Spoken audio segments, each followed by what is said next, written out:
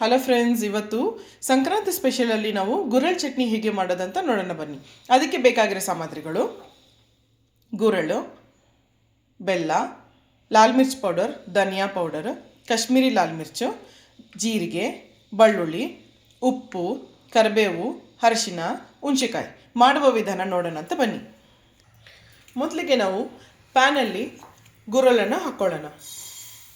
ಗುರೆಳ್ಳನ್ನು ಹಾಕ್ಕೊಂಡು ಚೆನ್ನಾಗಿ ಅದನ್ನು ಬಿಸಿ ಮಾಡೋಣ ಅಂತ ಬನ್ನಿ.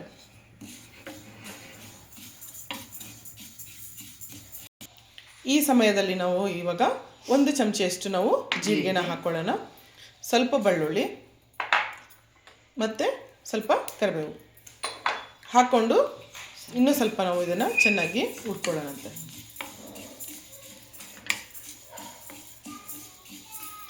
ಇವಾಗ ಇದೂ ಸ್ವಲ್ಪ ಹಿಂಗೆ ಚುಟ್ಟು ಚುಟ್ಟು ಚುಟ್ಟು ಅಂತ ಮಾಡ್ತದೆ. ಆವಾಗ ಅದು ಪ್ರಾಪರ್ ಕನ್ಸಿಸ್ಟೆನ್ಸಿ ಅಂತ ಹೇಳಿ ಕೇಳಿಸ್ತಾ ಇದೆಯಾ ನೋಡಿ, ಹೆಂಗೆ ಸಿಡಿತಾ ಇದೆ ಅಂಥೇಳಿ ನಿಮಗೂ ಕಾಣಿಸುತ್ತೋ ಮತ್ತು ಕೇಳಿಸ್ಕೋಬೋದು, ನೋಡ್ಬೋದು. ಇವಾಗ ಇದನ್ನು ನಾವು ಒಂದು ಪ್ಲೇಟ್ಗೆ ಹಾಕಿ ಸ್ವಲ್ಪ ಆರಲಿಕ್ಕೆ ಇಡೋಣ ಅಂತೆ. ಓಕೆ, ಇವಾಗ ಇದು ಚೆನ್ನಾಗಿ ಆರಿದೆ. ಇದಕ್ಕೆ ನಾವು 1 ಟೇಬಲ್ ಸ್ಪೂನ್ ಅಷ್ಟು ಲಾಲ್ ಮಿರ್ಚ್ ಪೌಡರು, 1/2 ಟೇಬಲ್ ಸ್ಪೂನ್ ಧನಿಯಾ ಪೌಡರ್, 1/2 ಟೇಬಲ್ ಸ್ಪೂನ್ ಕಾಶ್ಮೀರಿ, ಸ್ವಲ್ಪ ಬೆಲ್ಲ, 1 ಚಿಟಿಕೆಯಷ್ಟು ಅರಿಶಿನ, ರುಚಿಗೆ ತಕ್ಕಂಗೆ ಉಪ್ಪು, ಸ್ವಲ್ಪ ಹುಣಸೆಕಾಯಿ. ಇದನ್ನು ಮಿಕ್ಸರ್ ಜಾರ್ಗೆ ಹಾಕ್ಕೊಂಡು ಗ್ರೈಂಡ್ ಮಾಡೋಣ. ಒಂದು ಜಾರ್ಗೆ ನಾವು ಇದನ್ನು ಹಾಕ್ಕೊಳ್ಳೋಣ ಅಂತ. ಇವಾಗ ಮುಚ್ಚಳ ತೆಗೆದು ನೋಡೋಣ ಅಂತ ಬನ್ನಿ.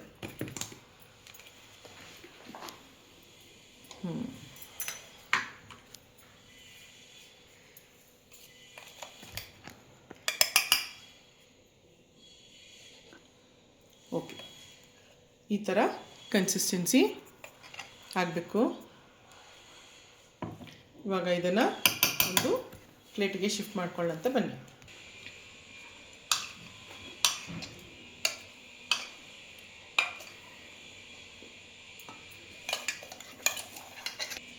ನೋಡಿದ್ರಲ್ಲ ಗುರೆಳ್ ಚಟ್ನಿ ಹೀಗೆ ಮಾಡೋದಂತ.